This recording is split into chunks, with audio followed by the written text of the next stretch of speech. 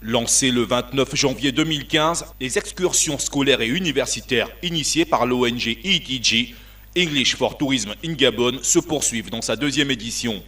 Après les étudiants de l'IHEM, l'Institut de hautes études de management, ceux de l'Institut africain d'administration et d'études commerciales ont à leur tour profité d'une visite guidée à l'Arborentum de Siban. L'attraction touristique existant au Gabon, vous faire quitter de la théorie à la pratique par rapport à vos cours de gestion touristique et hôtelière, promouvoir le tourisme interne, qui lui est donc notre positionnement pour ce qui est de l'ONG.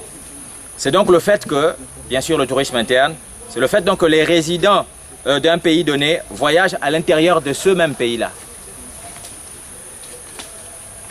En effet, il en demeure pas moins aussi que dans cet espace naturel, les étudiants se sont familiarisés avec les essences de bois que regorge notre pays.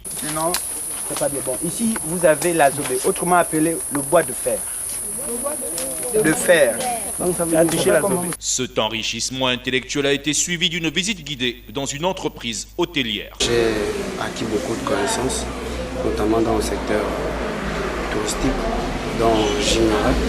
Et je pense qu'il serait judicieux et important que de telles actions se pérennisent toujours à l'endroit de l'étudiant gabonais. Ce qu'on a beaucoup appris, et plus précisément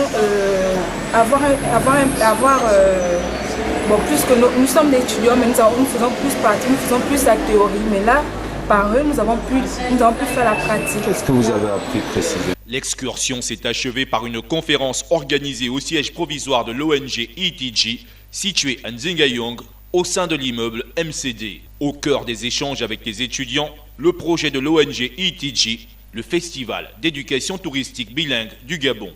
Donc ce festival, pour quelques informations, va simplement consister donc à pouvoir donc vendre la destination Gabon pour ce qui est des touristes donc internationaux et vendre donc la destination Mayumba pour ce qui est du tourisme interne. C'est du tourisme social, donc les Gabonais n'ayant pas bien sûr des moyens pour pouvoir s'offrir un tel luxe entre guillemets, nous allons donc en termes de stratégie donc de collecte de fonds, nous allons organiser, s'il plaît à Dieu, une tombola touristique qui va consister donc à vendre le droit du voyage à 20 000 francs pour atteindre 2000 tickets vendus pour 100 touristes qu'on amènera à Mayumba en 2 voyages de festival. Le festival d'éducation touristique bilingue du Gabon aura lieu à Mayumba du 17 juillet au 31 juillet et du 4 août au 28 août 2015.